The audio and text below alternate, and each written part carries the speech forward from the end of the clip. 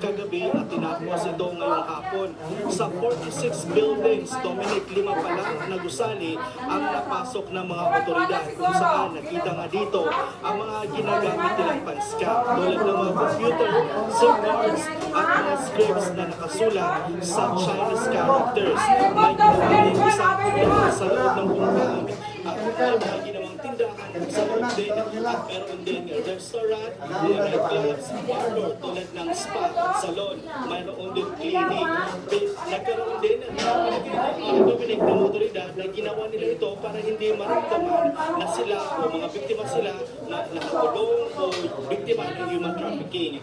May na-rescue rin ng mga ilang hayop o aso na nakalagay pa sa mga cage. Na-discover rin ang isang room na hinihinalang isang torture room kung saan nakita naman dito ang mga torture paraphernalia tulad ng baseball bat at isang baka na pangkuryente at maraming mga iba.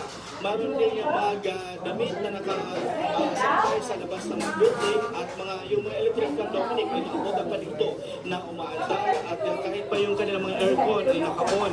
Sabi ng mga otoridad, ibig sabihin lang daw nito na iniwan at tumakas ang mga tao sa loob ng compound.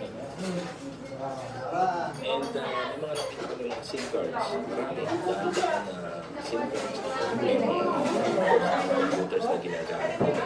May mga internet kami manual sa na nakasulat sa Chinese characters. Meron po tayong nakita mga rooms kung saan nakita po natin yung mga baseball bats, mga steel sticks na ginagamit po pamalo. Dominic, tinapos mga 5 p.m. ngayong hapon, tinapos nila ang paghalughog sa mga gusali dito. At ipapatuloy ito sa Lunes dahil bukas linggo at walang mga trabaho or day off yung ilang mga otoridad natin. So ipapatuloy nila ito bukas. Sa Lunes, ipapatuloy nila ang paghalughog at ubusin nila yung lahat ng 46 na building na nasa loob ng compound. Dominic? Alright, maraming salamat, Joel Talakay. Samantala, nagtungo sa South Korea ang COMELEC para gabayan ang mga Pilipino roon sa bagong paraan ng pagboto online at silipin ang mass production ng vote counting machines para sa 2025 election. Yan ang ulat ni Luisa Erispe. 7 taon nang nasa South Korea ang overseas Filipino worker na si Jomar. Pero para sa kanya, para maipakita pa rin ang pagka-Pilipino, ay bumuboto pa rin siya kapag halalan. Kaya kahit 3 oras ng biyahe mula Gwangju papuntang Seoul, ginagawa niya ito noon para lang makaboto. Pero ngayon, mas excited siyang bumoto nang malamang may internet voting na. Mas convenient sa para sa aming mga OFW and good din siya para sa mga kababayan like mga document na takot lumabas. So one is active siya, sana lang secure yung mga votes. Si Jaya naman, na ilang taon na rin sa Sokol, aminado na siya daan din ang pagboto kapag halalan dahil schedule sa trabaho ang kalaban ng mga OFW dito. Pero dahil sa internet voting, ang mga kaibigan niyang Pinoy sa Korea, iniinggan niya na rin. Kaka-chance na bumili dahil po sa Mexico kami dito sa trabaho kung sila po ay magsasadya sa IBC para pumunto medyo Sabi ng National Elections dito sa South Korea, ang unang beses na nagkaroon sila ng voting education para malaman ng mga OFW nang makabuka na sila gamit ang kanilang mga gadgets sa online. At kulang naman ang mainit na pagtanggap ng mga Pinoy sa Korea. Sabi ng COMELEC, sa lahat yan, marami ng mga pagkakalikan ng voto. Noong 2022 elections kasi, sa 6,757 na mga Pinoy sa Korea, 700 na bumoto. Ang gagawin po talaga natin massive interpretation kasi ganun. Dahil namin kung bakit nandito tayo sa South Korea. Gagawin pa rin po natin sa iba't ibang parte ng mundo. Pero may bagabag pa rin ang ilang OFWs. Secure ba ang gagamitin nilang sistema? Paano masisiguro ang kanilang mahakap? Kaya maglalag ang voting system sa oras ng eleksyon. Higit sa lahat, papasok ba ang kanilang boto? Sagot naman ng COMELEC, dadaan sa 3 biometric biometrics ng sistema, kaya siguradong pasok ang kanilang boto. So, yung mga kababayan natin, wag po sila parang gagawa natin talagang secure ang kanilang at verifiable. At dapat yung Samantala, ayon sa isyu ng seguridad, isa rin sa balakid, bakit hindi nagpaparehistro ang ilang Pinoy sa Korea ay dahil marami anya ang TNT o undocumented. Pero sabi naman ng Embahada at COMELEC, handa silang asikasuhin ng papel at rehistro ng mga Pilipino sa ibang bansa. Ayusin po ang kanilang estado at makaya sa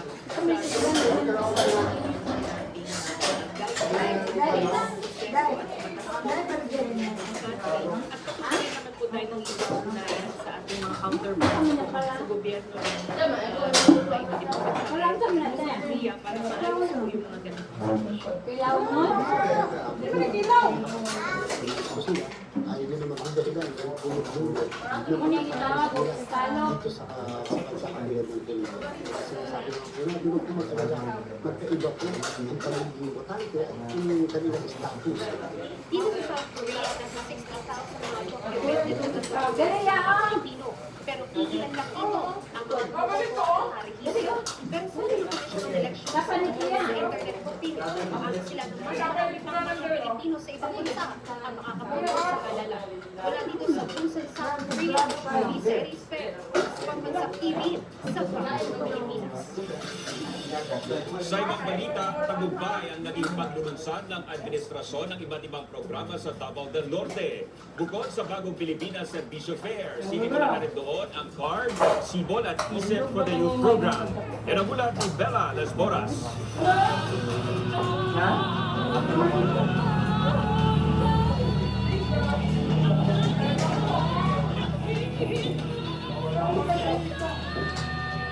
Sa isang makulang, libre at masayang pasasalamat kung saan nagtapos ang Bagong Pilipinas Servisyo Fair kagabi sa Davao del Norte.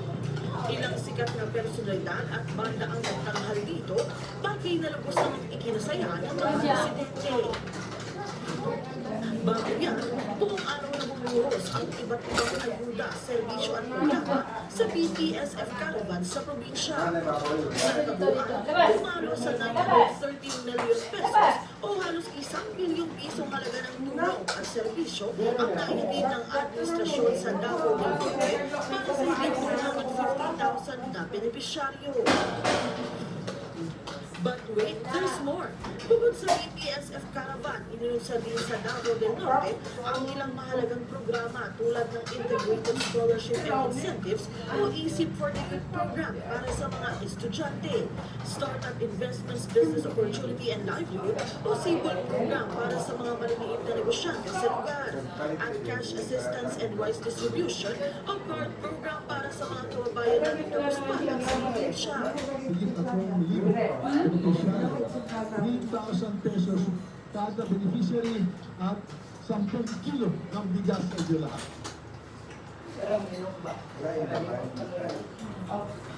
Sa halip po ng ating pagkataas ng dito ng presyo, dito pang namin-isip natin kaya yan po ng ating mga presidente na kaya natin lahat tulong sa bayan. Alam tayo ng parang. Para kay House Speaker Martin Romualdez na siyang namuna sa iba't ibang programang inilunsad sa lalawigan, may tuturing at tagumpay ang mga naging aktibidad ng administrasyon.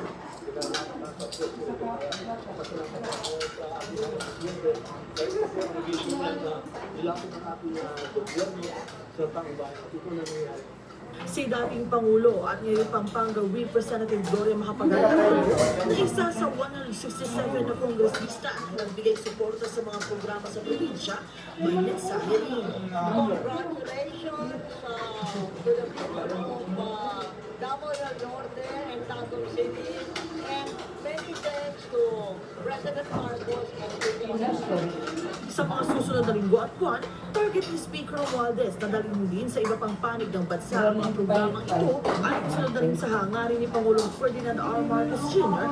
na mailapit sa mga Pilipino ang iba't ibang servisyo ng gobyerno. Melalas Moras para sa Pambansang TV sa Bagong Pilipinas. Sa Albay, mahigit 5,000 benepisyaryo ang kahatiran ng tulong ng pamahalaan sa pangunguna ni Pangulong Ferdinand R. Marcos Jr. Samantala, binigyan din naman ang benepisyong hatid ng pinaguriang legacy projects ng Administrasyong Marcos sa pagpapalago ng ekonomiya. Yan ang ulat ni Denise Osorio. Sa gitna ng nakapipinsalang tagtuyong dala ng El Nino, napagod lang ang mga magsasaka ng isda sa pagkayod hanggang sa wala na silang madala sa sarili nilang pagkainan. Kabilang ang magsasakang Simang Roman ng Masbate sa mga dumanas ng dagat na ito ng kalikasan. Kung tingin nyo, yung second cropping ko po hindi ko nakuhanan dahil namatay sa sobrang init. Hindi rin mabilis ang pagbalik ng kanilang puhunan dahil 4 na buwan ang inaabot bago sila makaani. Tuloy-tuloy lang. Minute naman. Ang mga ibang na nangangailangan ng panahon ang pinagtugunan ng pansin ni Pangulong Ferdinand R. Marcos Jr. sa pagdayo niya sa Legazpi City, Albay nitong Biyernes. Ang mga magsasaka sa Pilipinas ang bumubuhay sa ating mga kababayan. Ngunit nakakalungkot na kayo ang nagpapangyay sa taong bayan ay kayo naman. Kaya minsan, hindi nyo tayo ng sarili ninyo at ang pamilya ninyo. Titiyakin natin ang mga katigil na nakaway.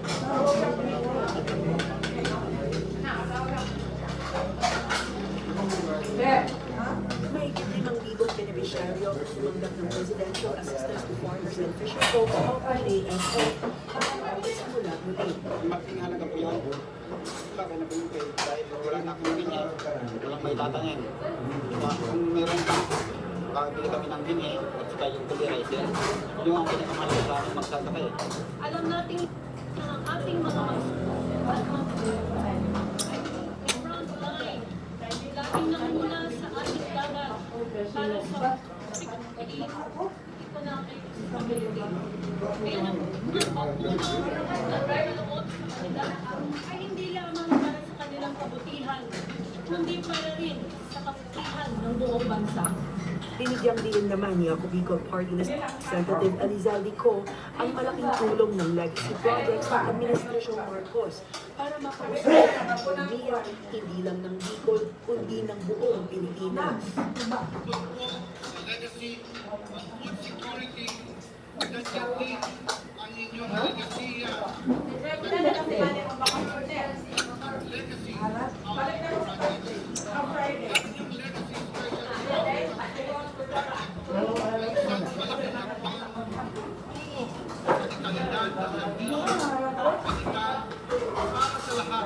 Pinamunuan naman ni House Speaker Martin Romualdez ang groundbreaking ceremony ng 20-story legacy building, Integrated Specialty Wellness Center Hub ng Bicol Region Hospital at Medical Center. Isa rin itong legacy project na layo na tugunan ang mga pangangailangan ng buong region. May tuturing din itong world class at may tuturing sa mga hospital ng Singapore. has always been a very, very proud people. At itong nilambrik natin na Dave Capsule, groundbreaking 20-story legacy Bicol Regional Hospital and Medical Center. Sa totoo lang, medyo nagulat ako. At kami po, sa Roche, dito sa Masarili, nakita natin perspectives na buong talo ng Manila. Parang nasa Cuba tayo, para sa Amerika tayo. Kayo po, dito sa Bicol, you will be the model. Kayo maging gold standard sa ating mga medical doctors. Itong testament ng ating vision, President Ferdinand Marcos Jr., a legacy of his father and his father, President Ferdinand Marcos Sr. and First Lady Mary. Talaga nasa puso na Hangad ng administrasyon na maging masagana at produktibo ang bawat Pilipino, kung kaya't ipinapangako ng Pangulo na tuloy ang pagtulong ng gobyerno sa taong bayan. Denise Osorio, para sa Pambansang TV, sa Bagong Pilipinas. Binigyang diin ni Pangulong Ferdinand R. Marcos Jr. na paghandaan ang posibleng epekto ng nakaambang La Nina. Yan ang ulat ni Kenneth Pasyente. Maghanda sa posibleng epekto ng tag-ulan. Yan ang binigyang diin ni Pangulong Ferdinand R. Marcos Jr. sa mga lokal na pamahalaan kasabay ng formal na pagdeklara ng pag-asa na tapos na ang El Nino. Sinabi ito ng Pangulo sa kanyang pagbisita sa Legazpi, Albay, kasabay ng pamamahagi ng presidential assistance sa mga magsasaka at mangingisda na naapektuhan ng El Nino phenomenon. Ayon sa Pangulo, gaya ng El Nino, dapat ay paghandaan ang posibleng epekto ng nakaambang La Nina, bagay na pinaghahandaang mabuti ng pamahalaan. Nais ko maalam sa inyo na naghahandaan na ang pamahalaan para sa malalapit naman na panahon ng tag-ulan. Kaya rin po, dapat maging handa sa posibleng pagkakang ulit ng mga malakas na bagyo at pagbaha. Dito po sa Region 5 ay maraming pagkakas dahil sa ating dapat at katag-init. Maraming kayo ng buong lakas at Inatasan din ng Pangulo ang mga lokal na pamahalaan na tiyaking makabuo ng plano ngayong tag-ulan, lalo't karaniwang daanan ng bagyo ang Bicol Region. Atasan ko ang lokal na pamahalaan dito sa Region 5.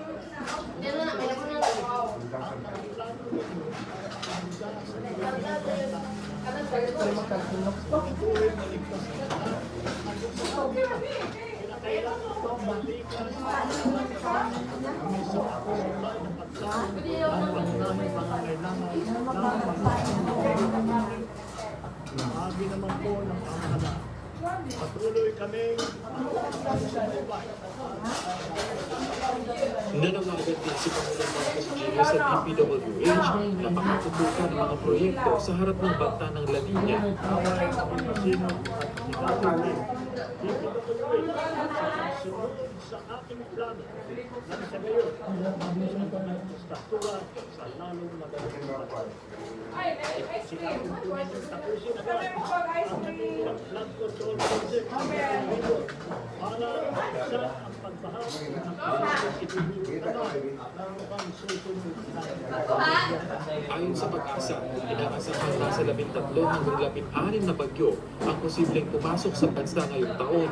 Hulyo ng nakaraang taon nang ideklara ng pag-asa ang El Nino phenomenon sa bansa na nagresulta sa bilyong halaga ng pinsala sa sektor ng agrikultura. Samantala, tiniyak naman ng Pangulo ang patuloy na pagsisikap ng pamahalaan na mapabuti ang mga infrastruktura sa Kapikulan, kabilang na ang farm-to-market roads, gayon din ang mga port project para mabilis na maihatid ang mga produkto ng mga magsasaka sa merkado. Natapos na rin namin ang farm-to-market road sa ating mga magsasaka.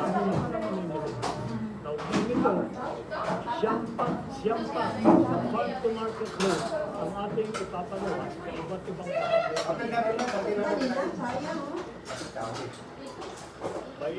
i-extend din natin ang services sa Bicol Region na kung saan sumasay wala sa sentro ng aming nakatulong sa halos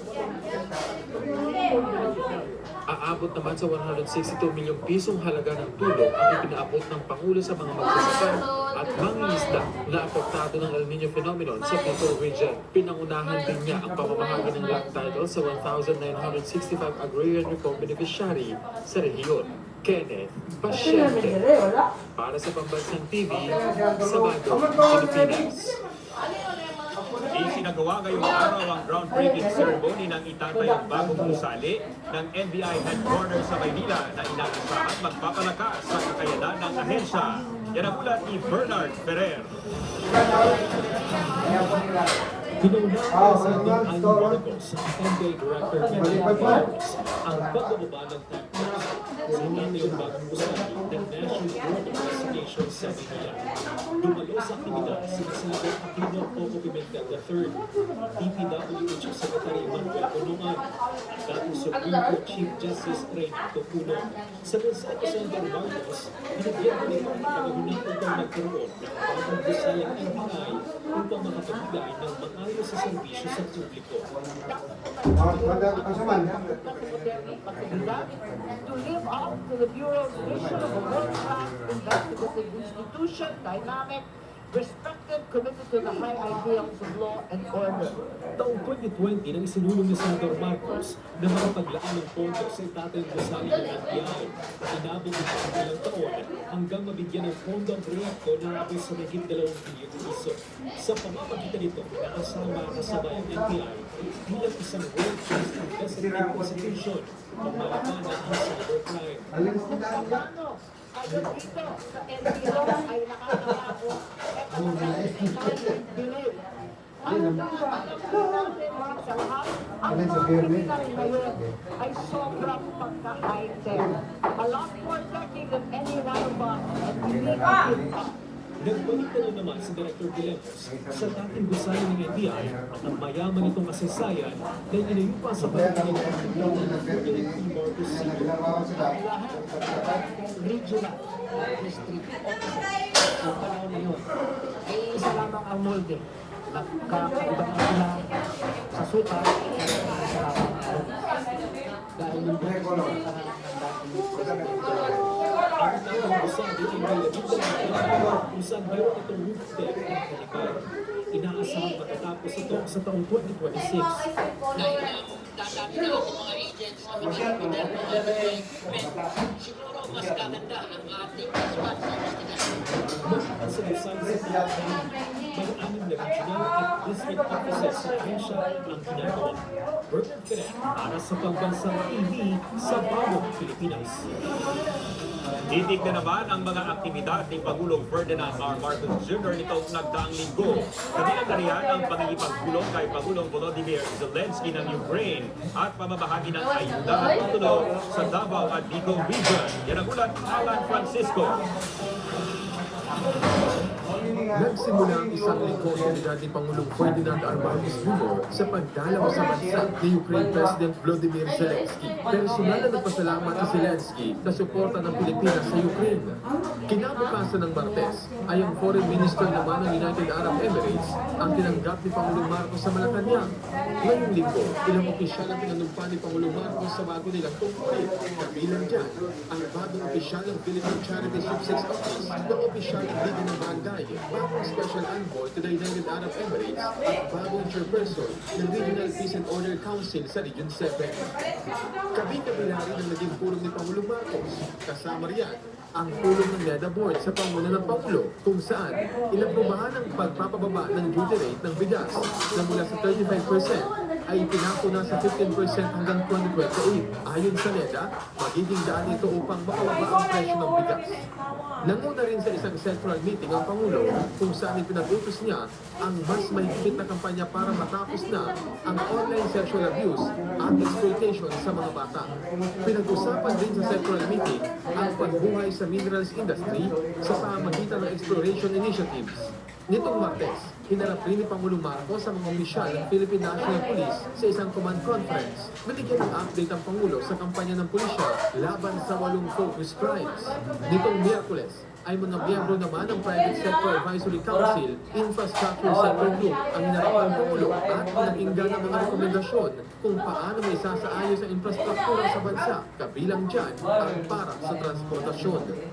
Biyahing Davao Region naman ang Pangulo nitong Webes para sa pamahagi ng tulong at ayuda sa mga magasaka, may isda at kanilang pamilya na naapektuhan ng El Niño. Sinulog ni Pangulong Marcos ang Davao del Norte, Davao de Oro at Davao Oriental.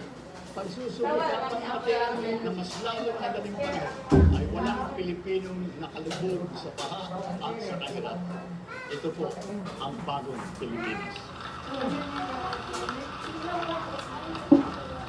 Sa panahon ng tagtuyot at tag-ulan, Kagabayan niyo kami sa pagpatungo sa mas maunlad na buhay. Sa inyong suporta, pagdasal, at patuloy ng pagkakaisa, matutupad po natin lahat ng ating pangarap para sa tamo na magtatagumpay tayo na isulong ang malawakang pagbabago sa buong Mindanao at sa buong Pilipinas. Mga mag-asaka naman sa Bicol Region ang nakatanggap na ng titulo ng lupang kanilang sinasaka. Magsisilbing tulay ang Certificate of Land Ownership Award at ang mga e-title na ito tungo sa mas marami pang oportunidad. Nang sa gayon ay magiging matagumpay ang mga pagsundan kinaharap ninyo sa pagsubok sa buhay at matupad ang inyong mga pangarap. Alan Francisco para sa Pabansang TV sa Bagong Pilipinas. Samantala, isinumite na ni Pangulong Ferdinand R. Marcos Jr. sa Commission on Appointments ang nomination at confirmation ng ad interim appointment ng ilang opisyal ng pamahalaan. Kabilang dito si Raymond Reyes Malagbat ng Department of Foreign Affairs at si Francisco Tagamonila Jr. na may ranggong Rear Admiral sa Armed Forces of the Philippines. Sino mang may pagtutol ay maaaring makipag-ugnayan sa tanggapan ng CA sa Pasay City. Diniyak ng Transportation Department na magiging abot kaya ang masahe sa LRT1 Cavite Extension. Ayon sa DOTR, mananatili sa 13 pesos at 29 pesos ang boarding fare sa mga dagdag na istasyon at piso at 29 na sentimo naman sa kada kilometro na pareho lang sa pasahe sa LRT Line 1 at 2. Kabilang sa mga bagong istasyon ang Redemptorist Hacienda Station, Mia Road Station, DITX Station, Ninoy Aquino Avenue Station, at Dr. Santos Avenue Station. Magkakaroon din ng intermodal connectivity sa istasyon sa Dr. Santos Avenue kung saan may masasakyan ng bus, jeepney, tricycle at iba pa patungo sa iba pang destinasyon. Aarangkada na ang mga dagdag na istasyon ng LRT1 Cavite Extension bago matapos ang 2024. Sa ngayon, nasa mahigit 78% ng kumpleto ang proyekto na magtatapos sa Bacoor, Cavite. Tampok ang iba't ibang produkto mula sa iba't ibang tribo sa bansa sa inilunsad na Likha Free Program ng pamahalaan sa PICC. Lain nito na maibida ang kulturang Pilipino. Yan ang ulat ni Alan Francisco. Naabutan namin si Imelda na namimili sa tindahan ng mga kasuotan mula sa Kalinga Province. Ang kanyang napili, isang makulay na palda. I got this shirt. It's by this community in Kalinga and Sagada. And so it's very beautiful and they've been doing this for so many years already. Ang mag-asawang ito naman na galing Australia, nakita namin nag-iikot-ikot din para mabili. Hanga kasi sila sa mga produktong Pinoy. Ng iba, ngayon lang nila nakita. Fabric. I enjoy myself. I love fabric. Pottery, jewelry, pineapple wood. So lots of interesting things too. Kabilang sila sa mga pumasyal sa Likha Free Program sa Philippine International Convention Center's Pasay City. Dito ay makikita ang iba't ibang produkto tulad ng mga Pilipiniana, gamit ng Muslim at iba pang kasuotan ng iba pang ethnic groups o tribo sa bansa. Nariyan din ang mga kagamitang pambahay gaya ng mga mesa, upuan at mga palamuti, maging mga bagong mula Pampanga. Ipinahikita rin dito kung paano ginagawa ang mga tela ng ating mga kababayan sa ibang probinsya at ang salako o sombrero na kanilang ginagamit.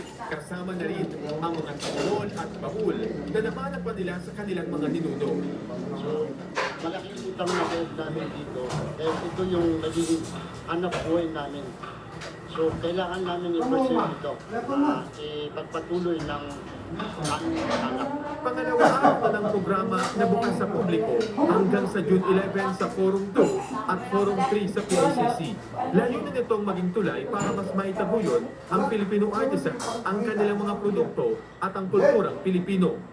Kita naman natin masaya yung mga artisans natin, lalo na yung mga first timer. Pero ang nakakataba ng puso kasi yung mga bisita, mga kliyente, na yung ating mga agencies, siguro overwhelmed sila na ganito diverse sa kultura ng Pilipino, ganito sila ka-creative sa kanilang mga crafts. Nitong Huwebes, mismong si First Lady Liza Marcos ang nanguna sa paglulunsad ng programa. Nagiging daan din ito para maging venue sa posibleng partnership ng mga designer, arkitekto at iba pang kumpanya sa mga Filipino artisan.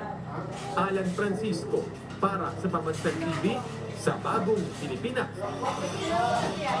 Isang araw na naman ang nagdaan na hidik sa impormasyon at mga kaganapang kailangan ninyong alamin. Mga pangyayaring huhubog at katatak sa kasaysayan at kinabukasan ng bansa. Ako po si Dominic Almelor para sa Pambansang TV sa Bagong Pilipinas. At inyong natunghayan ang Ulat Bayan Weekend.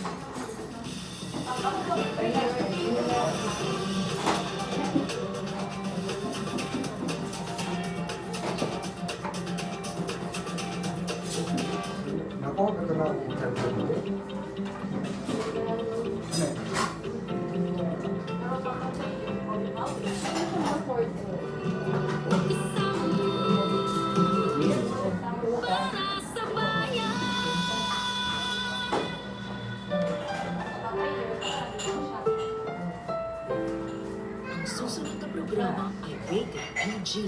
Ito ang nangangailangan ng patnubay at gabay ng magulang para sa mga batang manonood.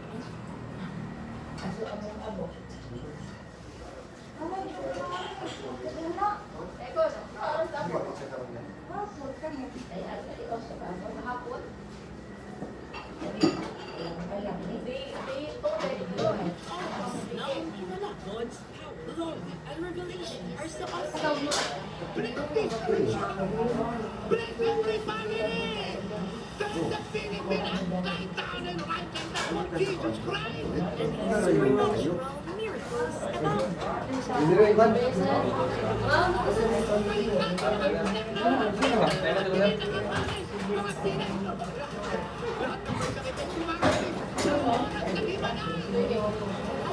To our Living God Jesus Sunday Miracle Morning Service. Headed to the Living God Living God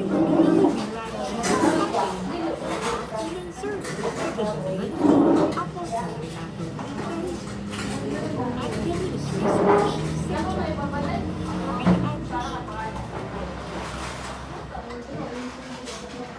Programang ito ay nagpapatuloy dahil sa nananatigil na pagtangkilik, pananalangin at higit sa lahat, katapatan sa pagkakaloob. Maraming salamat po. Pagkain kayo ng Diyos at pagkakaloob sa Kristo. Tonight's episode. Ang ating pong offensive at defensive weapon laban kay Satan, crisis, kahirapan, sakit karamdaman, kamatayan, gulong buhay, ay ang salita ng Diyos. Ang Diyos ay makakanaig natin pag ang salita niya ay sumasa atin. At pag ang Diyos po ay naranasan natin, ang salita niya ay pagtitibayin niya sa buhay natin. Kasi ang Diyos at ang salita niya, hindi niyo pwedeng ba? Lahat mo nang natin na sa salita. At ang sagot sa lahat ng problema ng bawat isa ang manapuyan ay ang salita.